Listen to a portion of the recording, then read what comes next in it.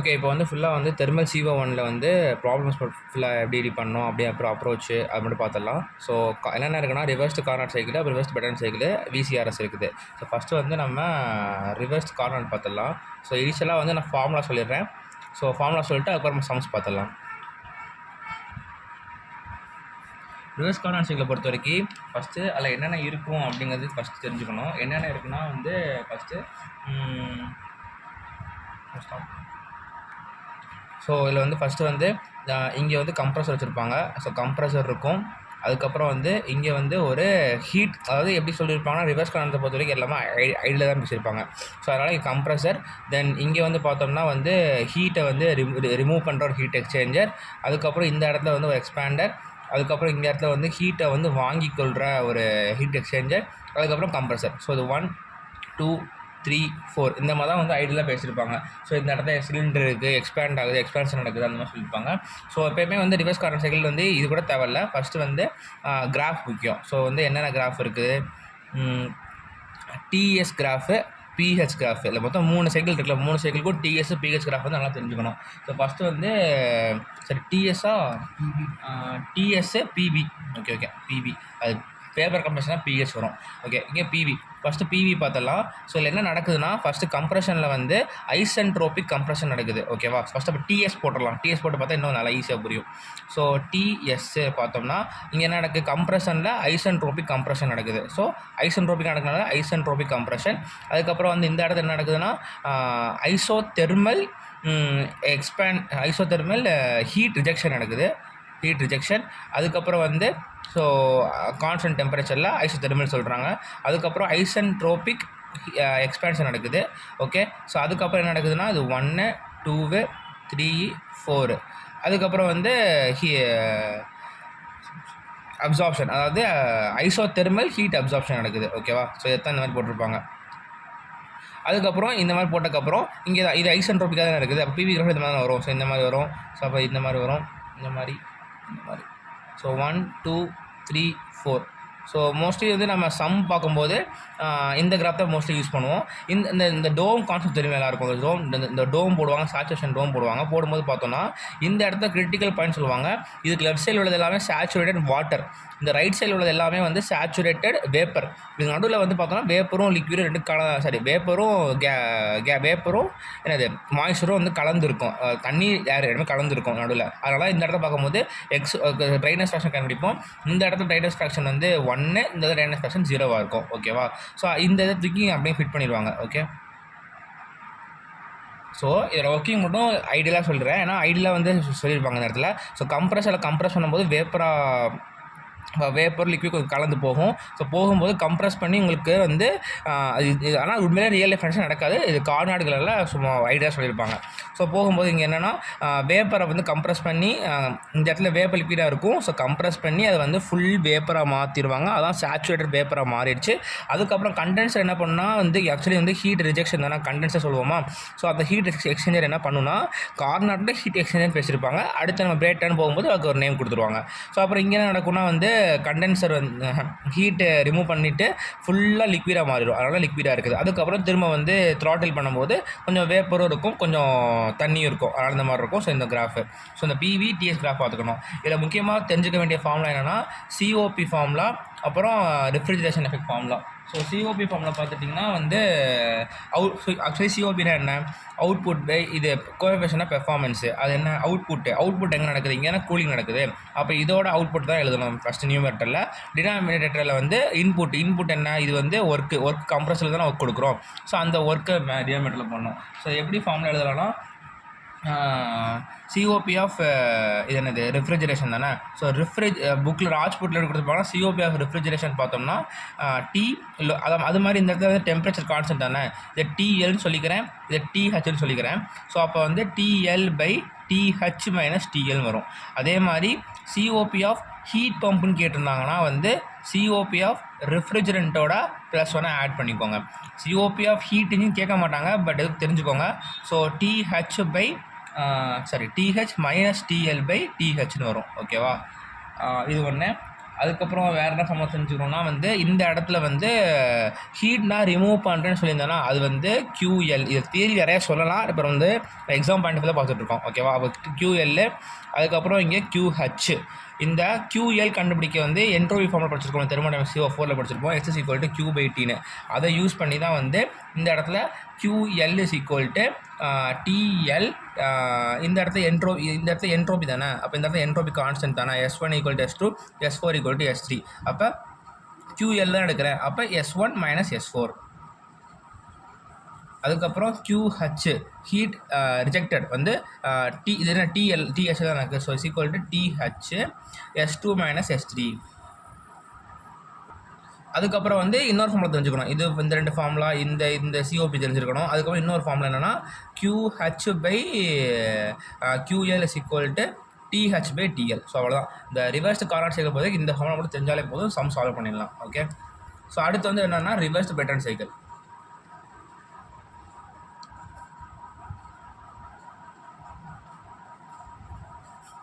Okay. So reverse Brayton சைக்கிளை பொறுத்த வரைக்கும் என்னென்ன இருக்குங்கிறத ஃபஸ்ட்டு புரிஞ்சுக்கணும். ஸோ அதே மாதிரி இந்த இடத்துல வந்து ஒரு கம்ப்ரஸர் வச்சுருப்பாங்க. கம்ப்ரஸ் பண்ணுமோ அப்போ வந்து குட்டியாக போட்டுக்கலாம். ஸோ கம்ப்ரஸ் இப்போ இன்லெட்டு, இப்போ அவுட்லெட்டு. ஸோ கம்ப்ரஸ் பண்ணுறாங்க. இந்த இடத்துல வந்து ஒரு ஏர் கூலர்னு சொல்லியிருப்பாங்க. ஏர் கூலர் இருக்கும். இந்த இடத்துல ஒரு எக்ஸ்பேண்டர் இருக்கும். எக்ஸ்பேண்டர்னால் நம்ம வந்து டர்பைன் மாதிரி வச்சுக்கோங்களேன்.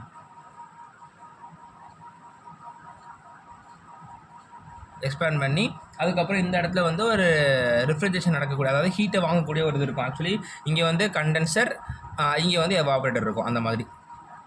ஸோ இதுதான் சைக்கிளு. இது எக்ஸ்பேண்டர்னு சொல்லியிருப்பாங்க. இந்த இடத்துல வந்து நமக்கு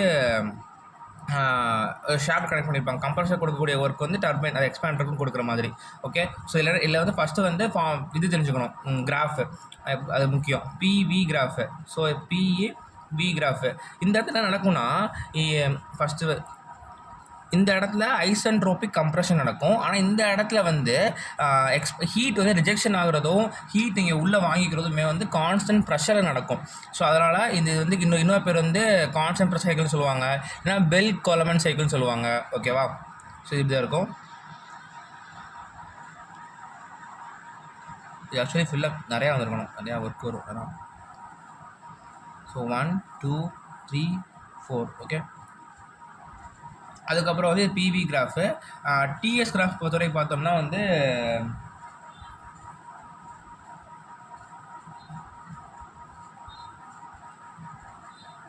இந்த மாதிரி இருக்கும். ஓகே.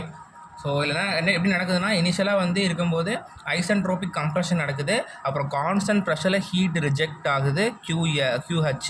அதுக்கப்புறம் ஐசென்ட்ரோபிக் எக்ஸ்பேன்ஷன் நடக்குது, கான்ஸ்டண்ட்டாக ஹீட்டை வந்து வாங்கிக்குது, QL, கான்ஸ்டன்ட் ப்ரெஷரு. ஸோ இதான் வந்து நடக்கும். இன்னும் கொஞ்சம் டீப்பாக சொல்லலாம், பட் எக்ஸாம் பாயிண்ட் ஆஃப் கொஞ்சம் ரெஸ்ட் பண்ணிடுறேன். அதுக்கப்புறம் வந்து என்னென்ன ஃபார்முலா தெரிஞ்சுக்கணும்னா, ஃபஸ்ட்டு எடுத்தோடனே வந்து ஒரு நிமிஷம். ஸோ இதில் வந்து ஃபஸ்ட்டு இதை வந்து இந்த இடத்த கிராஃப் யூஸ் சொன்னால் நல்லா புரியும். இந்த இடத்த வந்து கிராஃப் ஆக்சுவலாக நான் கிராஃப் இங்கே போட்டுக்கிட்டா இதுதான் ஃபார்ம் எழுத நல்லாயிருக்கும்.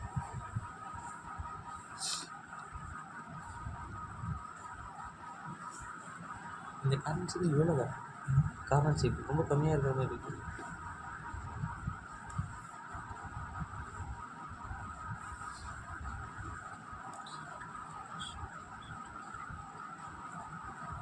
ஓகே. ஸோ இந்த இடத்துல பார்த்தோம்னா வந்து இதுக்கு இன்னொரு ரிலேஷன் நம்ம இதை பொறுத்த வரைக்கும் நம்ம என்ன எழுதணும், இங்கே QH/QL = TH/TL ஒரு ரிலேஷன் பார்த்தோம்னா, ஸோ அது மாதிரி இந்த இடத்துல என்னென்னா T2/T1 = T3/T4 இது ஒரு ரிலேஷன் இருக்கும். அது இது எப்படின்னா T2/T1 = T3/T4. அதுக்கப்புறம் ஃபஸ்ட்டு வந்து இந்த இடத்துல வந்து புக்கில் ஃபார்முலா பார்த்தோம்னா வந்து எப்படி கொடுத்துருப்பாங்கன்னா, ஆக்சுவலாக வந்து எப்படி எழுதணும் அப்படிங்கிற மாதிரி கொடுத்துருப்பாங்க. அதுக்கப்புறம் வந்து ஐசென்ட்ரோபிக்காக இருந்தால் எப்படி எழுதணும், பாலிட்ரோபிக்காக இருந்தால் எப்படி ஃபார்முலா வரும் அப்படி கொடுத்துருப்பாங்க. ஸோ கொஸ்டினில் கேட்கக்கூடிய 2 என்ன மெத்தட்னா, பாலிட்ரோபிக் சொல்கிற மாதிரி இருக்கும், இல்லைனா ஐசென்ட்ரோபிக் சொல்கிற மாதிரி இருக்கும். ஐசென்ட்ரோபிக்னா ஒரு ஃபார்முலா இருக்குது, பாலிட்ரோபிக் ஃபார்முலா இருக்குது, அது சொல்லிடுறேன். ஓகே. ஸோ ஃபஸ்ட்டு வந்து என்னென்னா இந்த இடத்துல நம்ம ஆக்சுவல் கண்டிஷன் ஃபஸ்ட் சொல்லிடுறேன். நம்ம கேஸ் டர்பைன் எழுதுவோம்ல அது மாதிரி தான். ஸோ இங்கேருந்து கம்ப்ரஸர் இருக்கா. So work of the compressor என்ன, H2 - H1 என்தால்பி.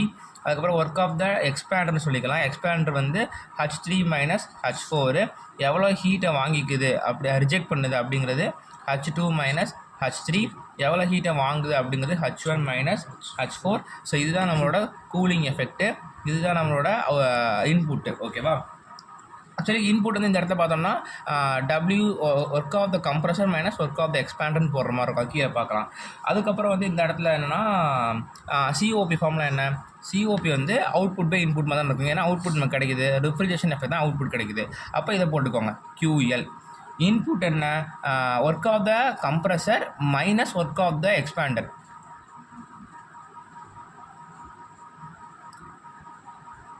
ஓகே. அதுக்கப்புறம் இது இந்த என்டையர் சப்ஸ்டியூட்னா ஃபார்முலா வரும், அந்த ஃபார்முலா.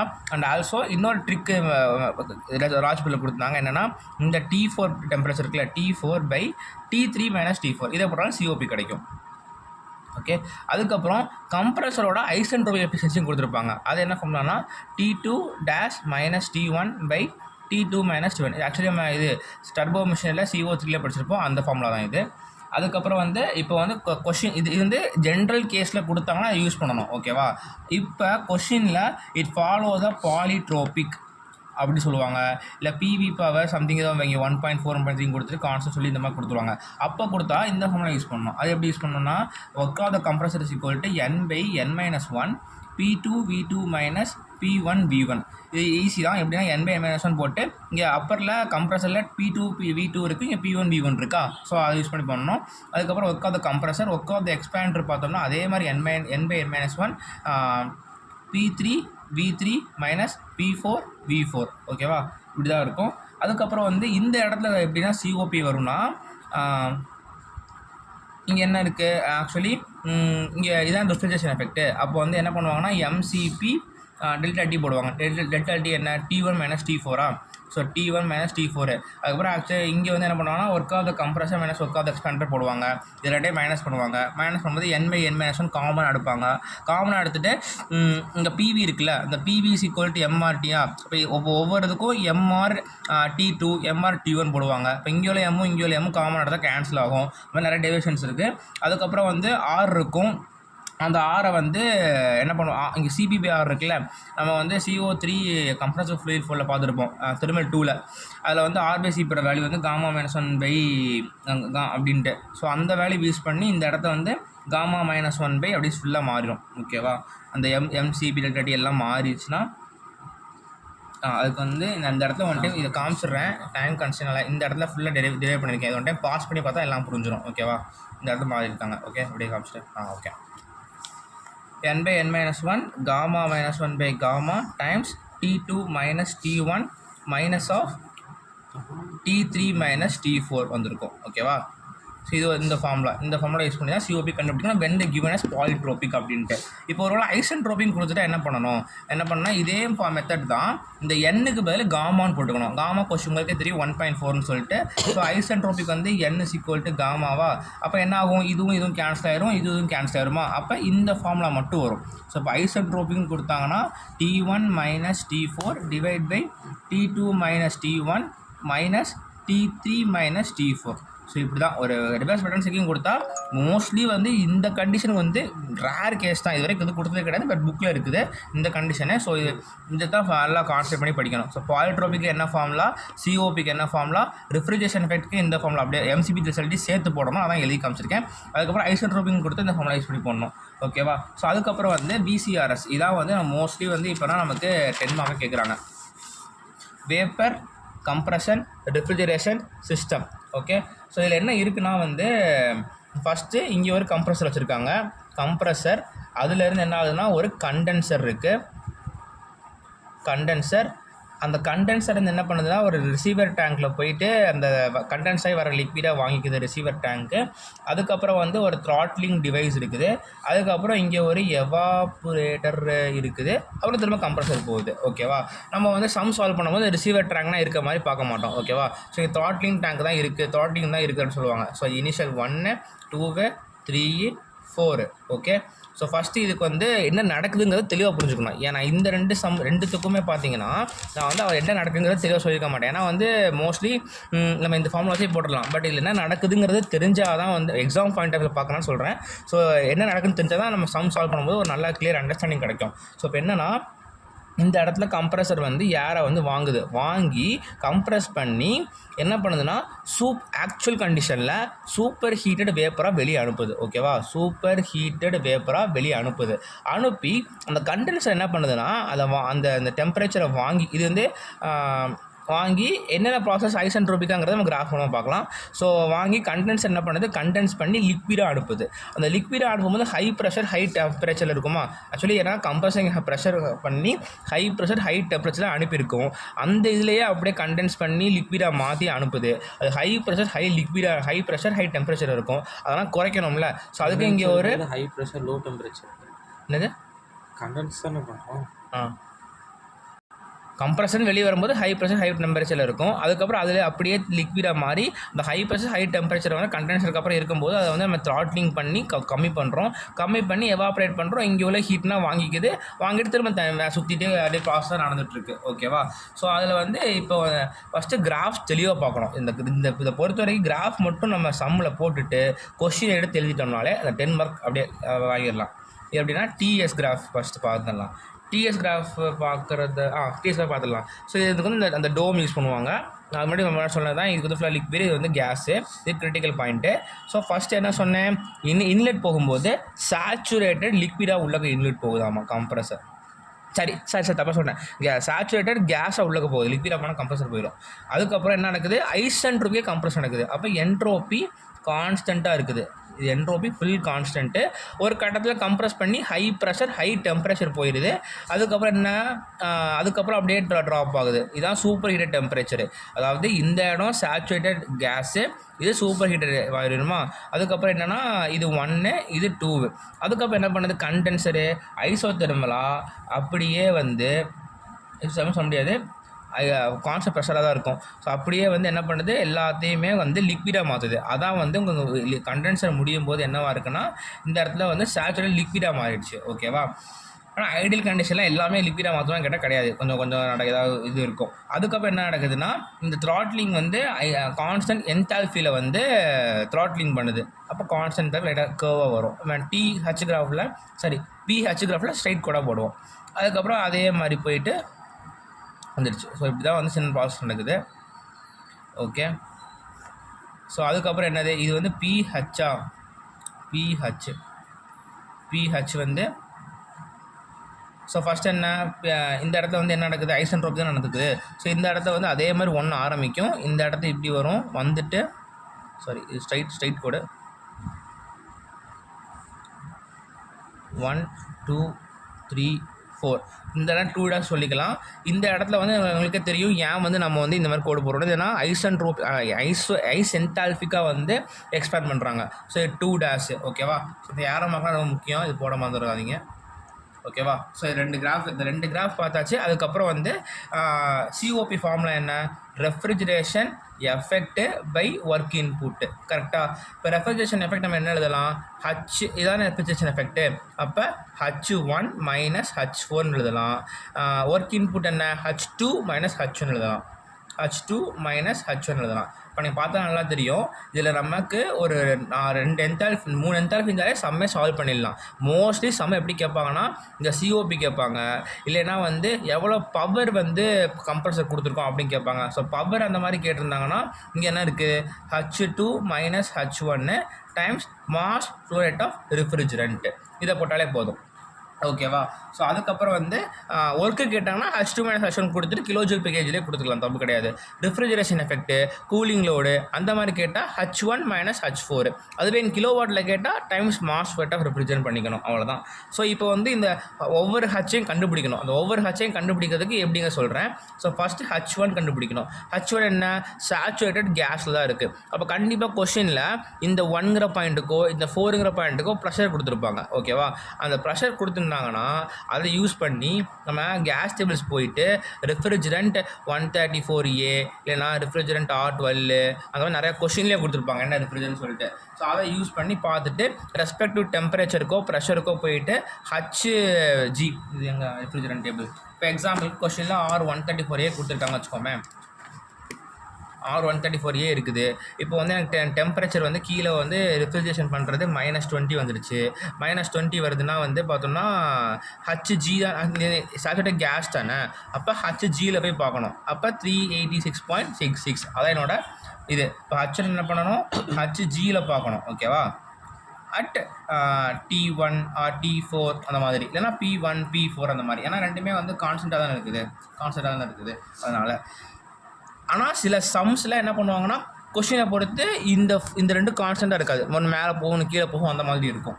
அதுக்கப்புறம் என்ன பண்ணணும், ஓகே இப்போ வந்து H3 கண்டுபிடிக்கிறோம். H3 கண்டுபிடிக்க எப்படிங்க வந்து சேச்சுரேட்டட் கேஸில் பார்த்தோமோ அதே மாதிரி இது வந்து சேச்சுரேட் லிக்விடில் பார்க்கணும். அதே மாதிரி இந்த இடத்துல இந்த கொஷினில் வந்து கண்டென்சர் ப்ரெஷர் கொடுத்துருப்பாங்க, கண்டென்சர் டெம்பரேச்சர் கொடுத்துருப்பாங்க, இதுக்கு வந்து எவாபரேட்டர் ப்ரெஷர் கொடுத்துருப்பாங்க. அதை யூஸ் பண்ணி H3 வந்து HF பார்க்கணும். ஓகேவா, அதுக்கப்புறம் H2 கண்டுபிடிக்க ஒரு சின்ன ஸ்டெப் யூஸ் பண்ணணும்.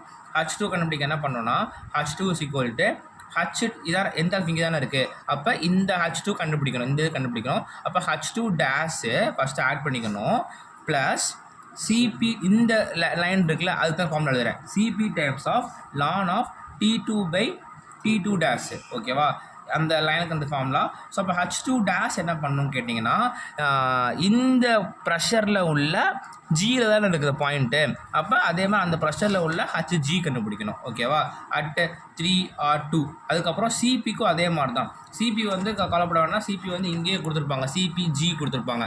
ஸோ அப்போ நம்ம G தான் கண்டுபிடிக்கிறோம், எக்ஸாஸ்டில் சரி வேப்பரில் தானே கண்டுபிடிக்கிறோம். ப்ரெஷர் வச்சு ஸ்ட்ரைட்டாக உள்ள CPG கண்டுபிடிச்சிடலாம். இல்லைன்னா கொஷினில் கொடுப்பாங்க CP ஃபார் வேப்பர் அப்படின்னு கொடுத்துருப்பாங்க, CP ஃபார் லிக்விட்னு கொடுத்துருப்பாங்க. அப்போ வேப்பர்னா இது தூக்கி போட்டுக்கணும். ஆனால் சில நேரம் கொஷினில் கொடுத்துக்கிறது நம்ம பார்க்கும்போது தப்பாக தான் இருக்கும். ஆனால் கொஷினை கொடுத்ததே ஃபாலோ பண்ணிக்கோங்க. ஓகே, ஸோ அதுக்கப்புறம் T2 என்ன, இங்கே உள்ள T2 கண்டுபிடிக்கணும். அடுத்து T2 டேஷ் என்ன, கண்டிப்பாக T2 டேஷ்க்கு வந்து உங்களுக்கு இங்கே உள்ள டெம்பரேச்சர் கொடுத்துருப்பாங்க, ப்ரெஷர்லேருந்து வர ப்ரெஷர் கண்டென்சரோட இன்லெட் டெம்பரேச்சர், இல்லைனா வந்து அந்த மாதிரி கொடுத்துருப்பாங்க. ஸோ இல்லைனா கண்டென்சரோட அவுட்டர் டெம்பரேச்சர் எல்லாம் சேமாக தானே இருக்குது, டெம்பரேச்சர்லாம் சேமாக தானே இருக்குது இந்த இடத்துல.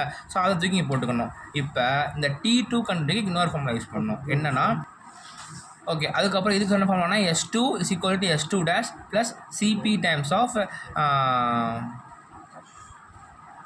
பாஸ் பண்ண. ஓகே, ஒரு சின்ன ஸ்மால் சேஞ்சு இப்போ தான் இங்கே ரியலைஸ் பண்ணுறேன். என்னென்னா ஆக்சுவலி இந்த H2 ஃபார்முலா இருக்குல்ல, இந்த இடத்துல வந்து புதுசாக எழுதிடுறேன். என்னென்னா H2 = H2 dash plus CP times of T2 minus T2 dash. இது என்தால்பி சேஞ்ச் தானே, அப்போ CP times of delta T தான் போடணும், தப்பா எழுதிட்டேன். ஸோ இது நான் சொன்ன மாதிரி அதே தான், இங்கே என்ன சொன்னால் அதே மாதிரி தான் ஃபாலோ பண்ணணும். இந்த T2 வந்து பார்த்தோம்னா கண்டுபிடிக்கணும், இந்த T2 டேஷ் வந்து இந்த இடத்துல என்ன இருக்குதோ அந்த டெம்பரேச்சர் தூக்கி போட்டுடணும். இப்போ இந்த T2 டேஷ் கண்டுபிடிக்க தான் என்ன ஃபார்முலா சொல்லியிருந்தேன். So S2 = S2 dash plus CP times of ln of T2/T2 dash. ஓகேவா, இந்த ஃபார்முலா. ஸோ இதில் வந்து என்ன T2 கண்டுபிடிக்கணுமா, இது மட்டும் அன்னோனாக இருக்கும், மித்த எல்லாத்தையும் கண்டுபிடிக்கணும். அது எப்படி கண்டுபிடிக்கணும்னா இப்போ S2 கண்டுபிடிக்கணும். அப்போ என்ட்ரோபி எங்கே இருக்குது, இங்கே இருக்குது. அப்போ S2 should be equal to S1னா, அப்போ S1 கண்டுபிடிக்க என்ன பண்ணலாம், இங்கே உள்ள எவாபரேட்டரில் உள்ள ப்ரெஷரு டெம்பரேச்சரில் போயிட்டு அதில் உள்ள SG கண்டுபிடிச்சோம்னா நமக்கு S1 கிடைக்குமா. That S1 is equal to S2. So இதை போட்டுடுறோம். ஓகேவா, அதுக்கப்புறம் S2 டேஷ் கண்டுபிடிக்கணும். S2 டேஷ் கண்டுபிடிக்க என்ன பண்ணணும்னா இங்கே உள்ள கண்டென்சர் ப்ரெஷர் டெம்பரேச்சரில் போய் பார்த்துட்டு அதில் வந்து SG பார்த்தோம்னா S2 டேஷ் கிடச்சிரும். ஓகேவா, அதுக்கப்புறம் என்ன பண்ணணும், CP இங்கே என்ன பார்க்குறோமோ அந்த கேஸுக்கு பக்கத்தில் உள்ள CP வேல்யூ பார்க்கணும், அதான் வந்து CP இது. அப்போ ln ஆஃப் T2 தான் கண்டுபிடிக்க போகிறோம், இதான் அன்னோன்னு. T2 டேஷ் ஆல்ரெடி தெரிஞ்சிருக்கும் நம்மளுக்கு. சப்போஸ் இப்போ கொஷினில் டெம்பரேச்சர் கொடுக்கல, ப்ரெஷர் தான் கொடுத்துருக்காங்க, அப்போ அந்த டெம்பரேச்சர் அன்னோனாக இருக்கும் அப்படின்னாலும் பிரச்சனை இல்லை, கண்டுபிடிச்சிக்கலாம். எப்படின்னா வந்து இந்த இருக்குல்ல, சும்மா எக்ஸாம்பிள் காமிக்கிறேன், இதுன்னு கிடையாது. ஸோ நமக்கு வந்து கொஷினில் ப்ரெஷர் கொடுத்துருக்காங்க, அது பக்கத்தில் டெம்பரேச்சர் இருக்குல்ல அதை போட்டுக்கலாம். ஆனால் அதை வந்து கெல்வினா மாதிரி போடணும். ஓகேவா, ஸோ அதை வந்து T2 டேஷ் போடலாம். இப்போ T2 கண்டுபிடிச்சா இது சப்ஸ்டியூட் பண்ணிடலாம், சப்ஸ்டியூட் பண்ணிவிட்டு H2 கண்டுபிடிச்சிடலாம். இப்போ நம்ம என்ன H1 கண்டுபிடிச்சிட்டோம், H3 கண்டுபிடிச்சிட்டோம், H2 கண்டுபிடிச்சிட்டோம். H4 எப்படி கண்டுபிடிக்கிறது, இது என்தால்பியா, H3 = H4 அப்போ H4 பார்த்தீங்கன்னா அந்த 4 என்தால்பி கண்டுபிடிச்சாலே போதும், சமயம் முடிஞ்சு. ஸோ இப்போ எப்படி கேட்டாலும் சிஓபி கேட்டாலும் முடிச்சிடலாம், பவர் கேட்டாலும் எழுதிடலாம், ஒர்க் கேட்டாலும் எழுதிடலாம், பவர் அது மாதிரி மாஸ்ஃபெட் ரெஃப்ரிஜரேஷன் கொஸ்டினில் கொடுத்துருப்பாங்க. ஸோ அதுலேருந்து பார்த்து எழுதுற மாதிரி இருக்கும். ஓகேவா? இல்லை சில நேரம் என்ன பண்ணுவாங்கன்னா நமக்கு இதுக்குன்னே வந்து வால்யூம் ஃப்ளோ ரேட் கொடுப்பாங்க. வால்யூம் ஃப்ளோ ரேட் கொடுத்தாங்கன்னா என்ன பண்ணணும்னா ஸ்பெசிஃபிக் வால்யூம் வச்சு பண்ணணும். So specific volume is equal to volume by மாஸா. ஸோ எப்படி எழுதலாம்? Volume flow rate by mass flow rate எழுதலாமா? இப்போ நமக்கு என்ன கொடுத்துருக்காங்க? வால்யூம் ஃப்ளோ ரேட் கொடுத்துருக்காங்க. அப்போ மாஸ் ஃப்ளோ ரேட் இப்போ ஸ்பெசிஃபிக் வால்யூம் தான் கண்டுபிடிச்சிடலாமா? அது எப்படி கண்டுபிடிக்கலாம்னா கொஸ்டினில் கொடுத்துருப்பாங்க. இன்லெட் கண்டிஷனுக்கு வந்து இன்லெட் கண்டிஷனில் வந்து இந்த மாதிரி வந்து mass flow rate volume flow rate இருக்குது அப்படின்னு சொல்லி கொடுத்துருப்பாங்க. அப்போ இன்லெட் கண்டிஷனில் வந்து என்ன இந்த இடத்துல மோஸ்ட்லி இந்த இடம் தான் வரும். இந்த இடத்துல வந்து என்ன ப்ரெஷர் டெம்பரேச்சர் இருக்குது அப்படிங்கிறத பார்த்துட்டு அதுக்கு நேராக இடத்துல இந்த இடத்துல வரும். மீட்டர் கியூப் பெர் கேஜி தானே இருக்குது. அப்போ இது வந்து ஸ்பெசிஃபிக் வால்யூம் தான். இன்லெட் ஃப்ளோ ரேட்னா எந்த இடம் பார்க்கணும்? இந்த இடத்துல டெம்பரேச்சர் இல்லை ப்ரெஷர் இதில் பார்த்தாலே கரெக்டாக வரும். ஓகேவா? இதான் ஆன்சர் போட்டோம். அப்புறம் வந்து இதில் போட்டோம்னா நமக்கு வந்து ஸ்பெசிஃபிக் வால்யூம் கிடைக்கும். ஸோ அந்த ஸ்பெசிஃபிக் வால்யூம் தூக்கி இந்த இடத்த போட்டோம்னா வால்யூம் ஃப்ளோ ரேட் போட்டோம்னா மாஸ் ஃப்ளோ ரேட் கிட்ட சொல்லணும். ஓகேவா? ஸோ இவ்வளோ தான்டா சம்ஸ் எல்லாமே. ஒரே சம் மட்டும் இது பார்த்துடலாம். அது வந்து ப்ராக்டிஸ்க்கு பிசிஆர்ஸில் என்ன சம் ஸ்டாப் பண்ணேன், நான் ஜூம் பண்ணி கேட்டேன். ஓகே, இப்போ இது ஒரு சிம்பிள் சம் மட்டும் பார்த்துடலாம். ஓகே, இதை பார்த்தாலே ஒரு கிடச்சிடும். அதுக்கப்புறம் வந்து இதுக்கப்புறம் சப் கூலிங் சூப்பர் ஹீட்டிங்னு இருக்குது. அது என்னென்னு கான்செப்ட் மட்டும் சொல்லிடுறேன். இதில் வந்து பார்த்தோம்னா ஓகே, இப்போ பார்த்தோம்னா கூலிங் லோன் கொடுத்துருக்காங்க. கூலிங் லோன்லாம் என்ன? QL இந்த இடத்துல எவ்வளோ ஹீட்டு வாங்குது அப்படிங்க அந்த கிராஃப் காமி. இந்த கிராஃபில் இந்த இடத்துல எவ்வளோ வந்து ஹீட்டை வாங்குது QL கொடுத்துருக்காங்க. ஸோ அதுக்கப்புறம் வந்து ரெஃப்ரிஜரேஷன் சைக்கிள் எவாபரேட்டரோட ப்ரெஷர் கொடுத்துருக்காங்க. எவாபரேட்டர் ப்ரெஷர் எங்கே இருக்குது? இந்த ப்ரெஷர் கொடுத்துட்டாங்க. ஓகே, அது வந்து 400 கிலோ பாஸ்கல் இருக்குது. அதை வந்து நம்ம பாராக மாற்றிக்கணும். So 1 bar = 10⁵ பாஸ்கலா? ஆமாம், அந்த யூஸ் பண்ணி மாற்றிக்கணும். ஸோ இப்போ வந்து கிலோ ஏன்னா வந்து டிஃபரன்ஷியேட்டபிள் எல்லாமே வந்து என்னவாக இருக்குன்னா நம்மளுக்கு பாரில் தான் இருக்கும். ஸோ நம்ம கண்டென்சர் ப்ரெஷர் கொடுத்துருக்காங்க. ஸோ கண்டென்சர் ப்ரெஷர் போட்டுக்கலாம். ஓகேவா? அப்புறம் கேல்குலேட் த ரெஃப்ரிஜரேஷன் மாஸ் ஃப்ளோ ரேட் கேட்டிருக்காங்க, கம்ப்ரஸர் பவர் கேட்டிருக்காங்க. ஓகேவா? இப்போ எப்படி கண்டுபிடிக்கிறது? ஃபஸ்ட்டு பிசிஆர்எஸ் பார்த்துட்டிங்களா? ஃபஸ்ட்டு எடுத்தோடனே கிராஃப் போட்டுடணும். போட்டுட்டு இந்த மாதிரி ப்ளாட் பண்ணிவிட்டு அதுக்கப்புறம் வந்து H1 H2 H3 H4 கண்டுபிடிக்க ட்ரை பண்ணோம். இப்போ H1 கண்டுபிடிக்க என்ன? இங்கே வந்து நமக்கு வந்து இந்த கிராஃப் ஸ்மாலாக தான் இருக்குது. இந்த H1க்கு என்ன பண்ணணும்னா இங்கே வந்து ப்ரெஷர் கொடுத்துருக்காங்க 400 கிலோ பாஸ்கல்ன்ட்டு. அதை பாராக மாற்றணும். ஸோ பாராக மாற்றுறதுக்கு 1 bar = 10⁵ பாஸ்கல்ஸ். ஸோ அதை யூஸ் பண்ணி பாராக மாற்றணும்னா நமக்கு வந்து என்ன கிடச்சிருக்கு? H1 வந்து 3.947 பாருன்னு கிடச்சிருக்கு. அப்போ சரி, இந்த இடத்துல H1 கண்டுபிடிக்கணும். H1 என்ன? சேச்சுரேட்டட் வேப்பராக தானே இருக்குது. ஸோ சேச்சுரேட்டட் வேப்பர்னால் வந்து என்ன ரெஃப்ரிஜரண்ட் ஃபஸ்ட்டு பார்க்கணும். ரெஃப்ரிஜரண்ட் வந்து 134A கொடுத்துருக்காங்க. ஸோ 134A பேஜ் நம்பர் 11 இருக்கும். ஸோ அதை பார்த்தோம்னா வந்து 3.947. ஸோ 3.947 எங்கேன்னு பார்க்கணும். இங்கே 3.947. மோஸ்ட்லி இன்டர்போலேட் பண்ணுற மாதிரி நிறையா வரும். ஏன்னா 3.947 வந்து ஆக்சுவலாக என்ன பண்ணியிருப்பேன்னா இந்த இடத்துல அட்மாஸ்பியர் ப்ரெஷர் யூஸ் பண்ணி போட்டிருப்பேன். அப்படி போடக்கூடாது. ஸோ ஈஸியாக வந்து 1 bar = 10⁵ பாஸ்கல் யூஸ் பண்ணியே போட்டுருங்க. ஓகே, போட்டால் இந்த பாயிண்ட்டை தவிர்க்கலாம். அப்போ 3.9 4 வச்சுக்கலாம். ஸோ 4 வச்சுக்கலாம். 4னால் இந்த இடத்துல இருக்குதா? ஸோ 4ல் HGயில் பார்க்கணும். HGயில் 404 கிட்டே இருக்குது. நம்ம 404னால் அப்ராக்சிமேட்லி போட்டிருக்கோம் 403. ஸோ H1 முடிஞ்சு. அப்புறம் H3 கண்டுபிடிக்கலாம். H3 என்ன? 800 வந்து பாராக மாற்றோம்னா 7.8 கிட்ட வருது. இப்போ 7.8னா அப்ராக்சிமேட்டாக வந்து ஒரு 8 வச்சுக்கிறேன். ஓகே, ஸோ 8னா வந்து இந்த இடத்துல 134A 8ல் வந்து பார்த்தோம்னா எனக்கு என்ன HF பார்க்கணும். ஏன்னா இங்கே வந்து கண்டென்சர் வெளியே வர அவுட் 244 இருக்குது. ஸோ அப்ராக்சிமேட் பண்ணால் ஒரு 4 kJ மாறுது. ஓகேவா? So that is equal to H4. ஓகேவா? இப்போ H2 கண்டுபிடிக்க என்ன பண்ணணும்? H2 dash + CP T2 - T2 இந்த H2 கண்டுபிடிக்க என்ன பண்ணுறேன்னா ஃபஸ்ட் H2 டேஷ்னு என்ன? நான் இதுக்கு முன்னாடி சொன்ன மாதிரி 2 இங்கே இருக்குமா? ஸோ 2 இங்கே வந்து என்ன ப்ரெஷர்னு பார்க்கணும். ஸோ அப்போ 800 தான் நான் என்ன மாற்றிருக்கேன்? 7.8 மாற்றிருக்கேன். 7.8ன்னு மாற்றிட்டு ஸோ 134Aல போயிட்டு 7.8னா என்ன? 8ன்னு ஒரு அப்ராக்சிமேட் பண்ணி வச்சுக்கலாம். இப்போதைக்கு 8 இங்கே இருக்குது. ஸோ 8ல் வந்து என்ன பார்க்கணும்? இங்கே HG தானே இருக்குது. அப்போ HG பார்க்கணும். 415 இருக்கா? 415.352 போட்டிருக்கேன். இங்கே 415.9 இருக்குது, 0.3 இருக்குது, கொஞ்சம் தான் சேஸ் மாறுது. ஓகே, ஸோ அதுக்கப்புறம் சிபி வந்து சிபிஜி பார்க்கணும். இந்த இடத்துல சிபிஜி பார்க்கணும். இங்கேருந்து இதான பார்க்கணும். அப்போ 1.05 கிட்ட வருது. ஸோ 1.05 போட்டிருக்கேன். அப்புறம் T2 கண்டுபிடிக்க என்ட்ரோபி ஃபார்முலா இருக்குது, அதை கண்டுபிடிக்கணும். T2 டேஷ் கண்டுபிடிக்கணும்னா இந்த ப்ரெஷருக்கு பக்கத்தில் உள்ள டெம்பரேச்சர். இந்த ப்ரெஷர் இங்கே பார்த்துருந்தோம், பக்கத்தில் டெம்பரேச்சர் 32 சம்திங் இருக்கா. ஸோ அதை வந்து ஆக்சுவலி 32னா செல்சியஸில் இருக்கும். அந்த செல்சியஸில் என்ன பண்ணணும்னா வந்து கெல்வினை மாற்றி போடணும். ஸோ கெல்வினை அதெல்லாம் அப்ராக்சிமேட்டாக சொல்லிட்டு இருக்கேன், அக்யூரேட்டாக சொல்லல, கேள்வியில் மாற்றி போடணும். இப்போ T2 மட்டும் அன்னோனாக இருக்குது. அப்போ இதை மட்டும் அப்படியே வச்சுட்டு அடுத்து இந்த ஃபார்முலா யூஸ் பண்ணுங்கள். S2 = S2 dash + CP times of ln of T2 / T2 dash use பண்ணணும். அப்படி யூஸ் பண்ணோன்னா இந்த S2 கண்டுபிடிக்க என்ன பண்ணணும், S1 கண்டுபிடிக்கணும். S1 கண்டுபிடிக்கணும்னா கால் வந்தால் ஒன்றும் ஆகலைண்ணா. ஓகே, அப்போ S2 வந்துச்சுன்னா S2 கண்டுபிடிக்கணும், S1 கண்டுபிடிக்கணும். S1 கண்டுபிடிக்க என்ன பண்ணணும், இந்த இடத்துல வந்து SG கண்டுபிடிக்கணும். SG கண்டுபிடிக்க என்ன பண்ணணும், இந்த இடத்துல எவ்வளோ ப்ரெஷர் இருக்குன்னு பார்க்கணும். இந்த ப்ரெஷரை வந்து பாரா மாற்றணும். இந்த பாரா மாற்றணும்னா ஒரு ஆன்சர் கிடைக்கும். 400 பாரா மாற்றினா 3.9 அப்ராக்சிமேட்டாக. இப்போ வரைக்கும் நான் 4ன்னு எடுத்துக்கிறேன். ஸோ 4க்கு நேரம் வந்து அங்கே என்ன ஜியில் தானே இருக்குது. அப்போ SGயில் பார்க்கணும். SGயில் வந்து 1.72 இருக்குது. அங்கே 1.72 பார்த்தோம்னா அவங்க ஆக்சுவலி 4ன்னு எடுத்தால் கூட எனக்கு 1.7252 இருக்குது. T2 கண்டுபிடிச்சிடுறோம். ஆமாம், இங்கே சப்ஸ்டிட் பண்ணி H2 போட்டுறோம். ஆமாம், அடுத்து ஓகே இரு. அது மாதிரி S2 டேஷ் தெளிவாக சொல்லிடணும்ல. S2 டேஷ் வந்து என்னென்னா இந்த இடத்துல இருக்குமா. ஸோ அதே மாதிரி இங்கே உள்ள ப்ரெஷரை யூஸ் பண்ணி SGயில் கண்டுபிடிக்கணும். SGயில் கண்டுபிடிச்சி இங்கே போடணும். அப்புறம் சிபிஜியும் பார்த்தோம்னா இங்கே உள்ள ப்ரெஷரை யூஸ் பண்ணி அந்த சிபிஜியில் போட்டு பார்க்கணும். அதுக்கப்புறம் வந்து T2 டேஷ் வந்து அடி கண்டுபிடிச்சிருக்கோம் நம்ம, அதை வந்து கெல்வினா மாற்றி போடும்போது இன்னொன்று சொல்கிறேன், டைம் கன்சியூம் பண்ண என்னென்னா நிறையா சம் போடப்பட என்ன தெரிஞ்சுன்னா இங்கே போடுற சிபியும் இங்கே போடுற சிபியும் சேம் தான். அது மாதிரி இங்கே போகிற டெம்பரேச்சர் சேம் தான். ஸோ இந்த சிபியும் திரும்ப பார்த்துட்டு இருக்க வேண்டாம். ஸோ இங்கேயும் தூக்கி போட்டுருங்க. ஓகேவா, டைம் கன்சியூம் ஆகும். அதுக்கப்புறம் இந்த T2 கண்டுபிடிக்கிறோமா, கண்டுபிடிச்சிட்டு என்ன இது T2 கண்டுபிடிக்கிறதுக்கு எப்படி சால்வ் பண்ணணும்னா வந்து இதை வந்து மைனஸ் பண்ணால் ஒரு ஆன்சர் வரும். அதுக்கப்புறம் டிவைட் பண்ணோம். இப்போ லான் இருக்கும், லானை இது பண்ணுறதுக்கு E பவர் போடணும். அந்த மாதிரி போட்டு சால்வ் பண்ணுற மாதிரி இருக்கும். இப்படிதானே? ஆமாம், ஆமாம் E பவர் போட்டு சால்வ் பண்ணுற மாதிரி இருக்கும். அந்த T2 தூக்கி இங்கே போனோம்னா நமக்கு வந்து H2 கிடச்சிரும். ஸோ இப்போ H1 H2 H3 H4 எல்லாம் கிடச்சிருச்சா.